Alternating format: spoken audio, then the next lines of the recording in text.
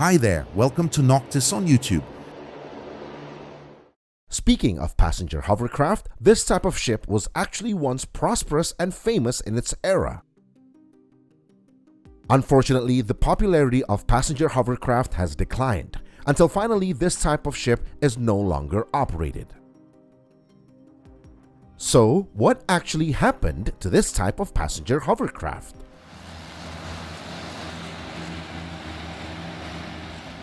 Before discussing further the reasons for the extinction of this ship, you need to know more about the ins and outs of hovercraft.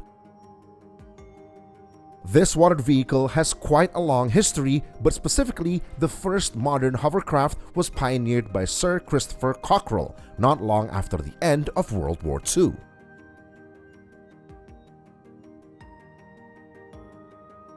Interestingly, Cockerell demonstrated the working principle of the hovercraft in an unusual and somewhat eccentric way in England at that time. He experimented with a vacuum cleaner tube and an empty cat food can, as well as a coffee can. After placing the smaller can inside the larger one and blowing air through the smaller can, Cockerell discovered the fact that this can would float above the bottom surface of the larger object.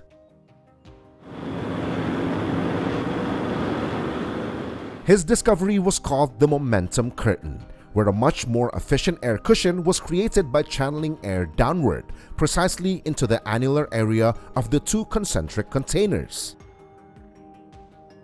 This produced an enormous lifting force, which also made this concept potentially viable for public operation. His research led him to immediately create a prototype that was ready in 1955. It was this prototype that he eventually called the hovercraft, until he obtained a patent a year after he succeeded in making his prototype.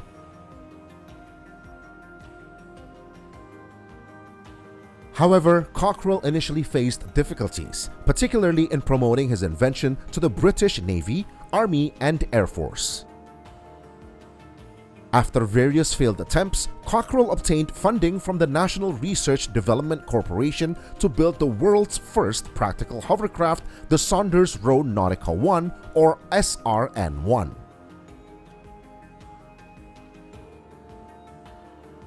At its debut in 1959, the SRN-1 immediately attracted public attention. Its unique appearance, with a protruding cylindrical middle section that housed the engine and fans, caught people's eyes. The main engine used on this ship was a 450 horsepower radial piston aircraft engine. This allowed it to rotate powerful fans, generating a vertical lifting force and a similar forward thrust force to lift an aircraft. The air cushion was created by the large fan underneath. To prevent too much air from escaping, a skirt, which was essentially a massive inflatable ring, was fitted around the ship. Like aircraft, weight played a crucial role in the efficiency of the SRN-1. Hence, the ship's hull and fuel tanks were made of riveted aluminum alloy sheets. However, the most impressive aspect of this prototype was its speed. The SRN-1 managed to cross the English Channel in just 2 hours.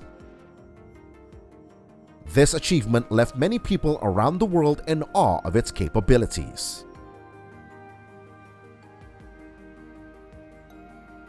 Although it seemed impressive, this prototype still had many shortcomings.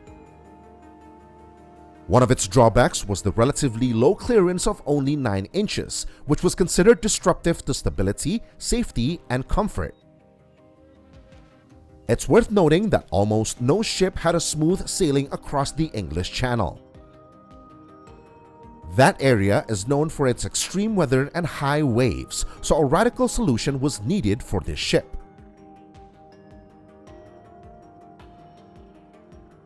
An English researcher named Cecil Latimer Needham suggested using a double rubber skirt, which could move the momentum curtain farther from the bottom, raising the height to 3.9 feet. This design proved to limit the airflow and lifting power. As a result, the next prototype was made with a double U-shaped rubber skirt with holes at the bottom. This design became the basic blueprint for future hovercraft.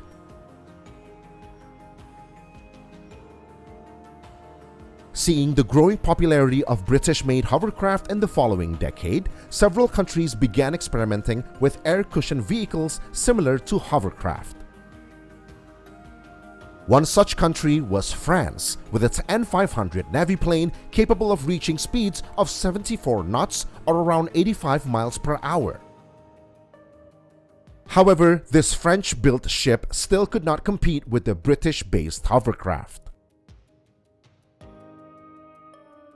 The high popularity and market demand prompted the manufacturer to immediately produce 6 SRN-4 Mountbatten class vehicles. Believe it or not, everything about the SRN-4 was beautiful and robust. The Mountbatten class hovercraft was powered by 4 Rolls-Royce gas turbine engines with a cumulative power of 13,600 horsepower, capable of reaching speeds of up to 70 knots or 80 miles per hour. The length of the SRN-4 series hull was 185 feet with enough room for 60 cars and 400 passengers.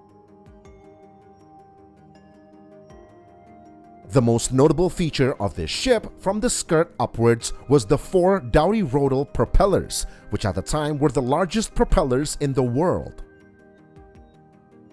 The specifications of this ship were almost more akin to an aircraft than a ship, except that this mode of transportation moved on water.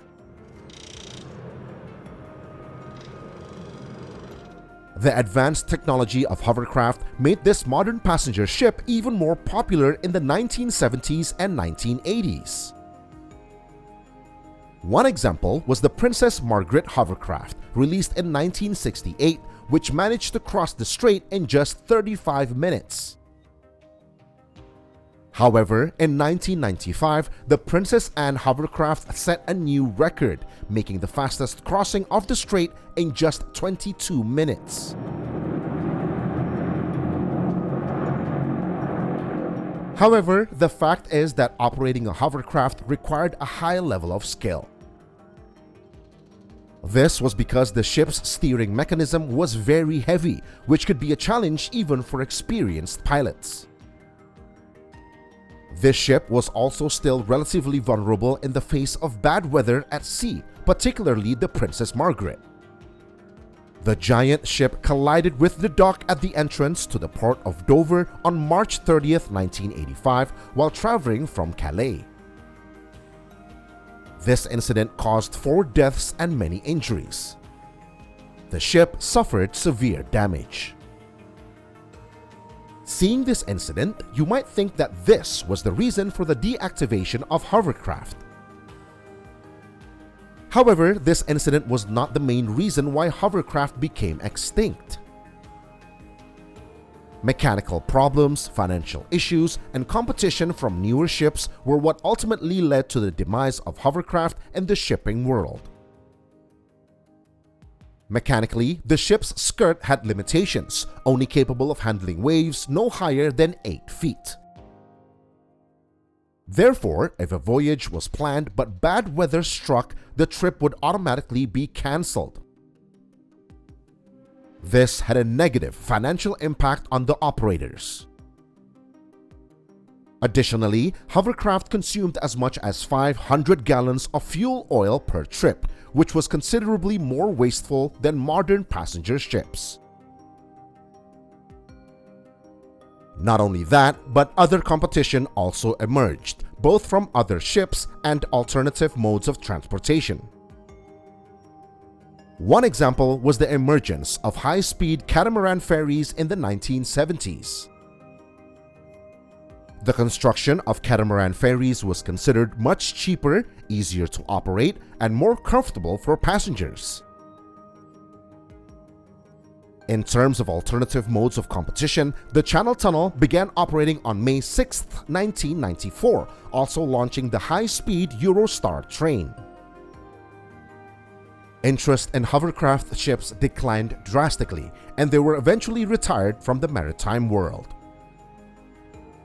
After being officially deactivated, all passenger hovercraft were dismantled, and some valuable parts of these ships can still be seen at the Hovercraft Museum in Lee-on-the-Solent, England. Among other collections, many visitors claim that the dismantled SRN-4 Princess Margaret from 2018 and the Princess Anne appeared very impressive and sturdy. The only remaining operator today is Hovertravel, which runs a regular service between Portsmouth and Ryde with the help of 2 Griffon hovercraft. Keep them as warm as possible. Yeah. Just keep them rolling. Yeah. Although hovercraft ships no longer operate as they once did, their presence and unique technology will remain etched in the hearts of many people.